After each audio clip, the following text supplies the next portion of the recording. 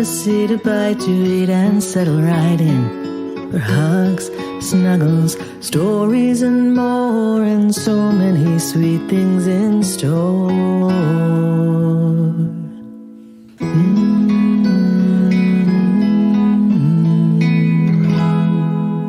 Welcome to Afternoons with Mimi. Mimi! Mimi! Whoa, what's the ruckus, kiddo? What's the rush? Here, take this. Your backpack? Inside. Quick, make sure Baba doesn't see. Honey, Baba's already driven away. And what's this? Huh, it's your blankie. You mean Mankaroo. Oh, yes, I'm sorry. How could I forget?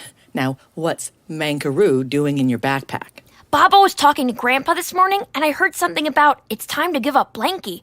Baba thinks I'm too old to bring Mankaroo everywhere. But I love Mankaroo. Have you talked to Baba or your mom about this yet? No, but yesterday Baba wouldn't let me bring Mankaroo to school. I even promised to keep it in my backpack the whole day. It's just... Mimi. Oh, I know, sweetie, I know. Mankaroo makes you feel happy and comfortable. Uh-huh. But, honey, Mankaroo does have a few bad holes and is unraveling at the seams. See here and here? Mimi, you're supposed to be on my side. Oh, I know, my love. And I am. You know what? I have an idea. You get started on your snack. I'm going to call Miss Jenn next door. Okay, Meme. What's for snack today? Fruit salad. Uh-huh. You can? You did the same for your grandson? Oh, wonderful. I'll see you in 5. All right, honey, Miss Jenn has an idea. Is it okay if she takes Mankaroo for a bit? Mimi, what does Miss Jenn want to do with Mankaroo? How do you feel about turning Mankaroo into something you can wear? That way it can be with you all the time. I guess so. Yeah, I think that sounds good. But Mimi, Jenn has to be really careful with Mank, though. Oh, she will be. I'm just going to hang Mankaroo on the coat hook by the door so she can come grab it. Now, while you finish your snack, I'm going to read our afternoon story. In fact, I know just the book. Come snuggle up and let me read you a little something. Benjy's Blanket, adapted by Miguel Gouveia and illustrated by Raquel Catalina. Published by Green Bean Books. When Benjy was born, his granddad, who was a tailor, made a beautiful blanket for his cradle. Benjy loved the blanket more than his granddad could have ever imagined. Long after he had learned to walk and talk, Benjy still refused to part with it. He was never seen without his granddad's gift. One day, when his mother saw the wrinkled, dirty blanket, she said, "Benjy, it's time to throw this old thing away." "I'll never throw it away," Benjy replied. "Granddad gave me this blanket. Now it's my cape, and I need it to fly. Here I go," he cried as he zoomed through the house. Later that day, Benjy flew across the street to Granddad's shop and asked him if there was anything he could do to fix the blanket. Granddad picked it up, looked at it again and again, turned it around and around, and said, "You know, Benjy, I think we still have enough good material to make you a jacket." Granddad started to measure, cut, and sew, measure, cut, and sew, measure, cut, and sew. When he had finished, Benjy had a new jacket that fit him like a glove. How Benjy loved that jacket! He wore it every day. But like every child, Benjy grew bigger, while his jacket, like any jacket, stayed the same size. It became much too small for him, and the more Benjy wore it, the shabbier it got.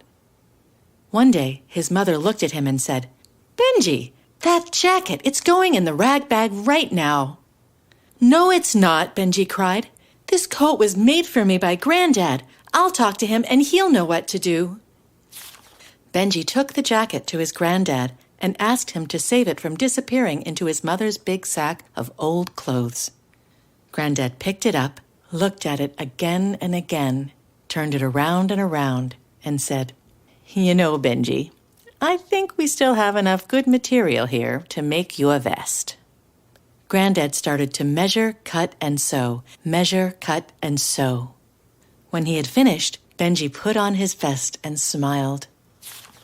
But as time went on, Benjy's vest, besides having acquired a big collection of stains, seemed to have more holes than fabric. When his mother saw the crumpled, moth-eaten garment, she said, "Benjy, that vest has done its job. We have to get rid of it." "That's not true," Benjy replied. "Granddad can still turn it into something new. You'll see, he's the best tailor in the world." When Granddad opened the door, Benjy gave him the vest without saying a word. Granddad smiled, picked it up, looked at it again and again, turned it around and around, and said, "You know, Benjy, I think we still have enough good material here to make you a scarf." So Granddad started to measure, cut, and sew. When he had finished, he put the scarf around Benjy's neck. Time passed, and the scarf became so worn out that it barely resembled a scarf at all. One day, when Benjy's mother saw the scarf all torn and tattered, she said, "Benjy, I'm sorry, but this really needs to be thrown away now." "Don't even think about it," Benjy protested. "I know it doesn't look like it, but that's the scarf that Granddad made me. I'll talk to him, and he'll know what to do." Benjy went to Granddad's shop and took what was left of the scarf out of his pocket. Carefully, Granddad picked it up, looked at it again and again, turned it around and around, and said, "You know, I think we still have enough good material here to make you a button." And that is what he did. Benjy pulled the button off his trousers and asked Granddad to sew the new one there so that everyone could see it. Not long afterwards, as he was getting ready for school, Benjy realized that he had lost his button. He looked for it everywhere. In his shoes, in his trouser pockets, under his rug. But there was no sign of it anywhere. "Benjy," said his mother, "what can Granddad do with nothing?" "I'm not sure," Benjy replied sadly, "but Granddad always knows what to do." This time, Granddad said nothing when Benjy told him what had happened. Benjy was puzzled, but he waited patiently.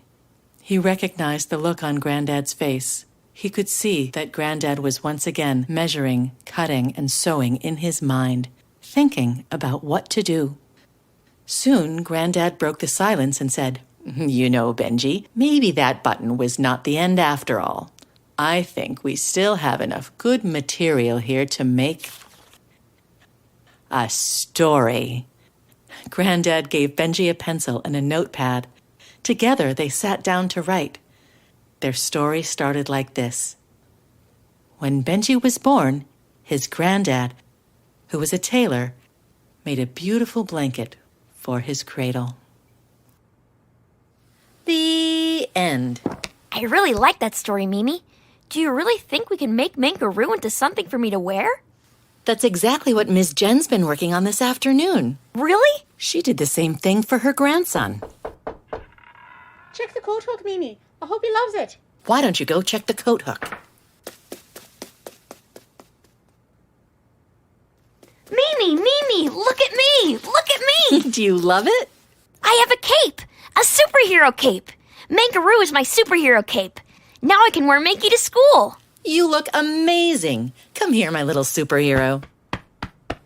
Thanks, Mimi. You always know just what to do. Oh, there's Baba and Ima. Love you, Mimi. Time to go. Love you too. Neshama Shuli, kiddo.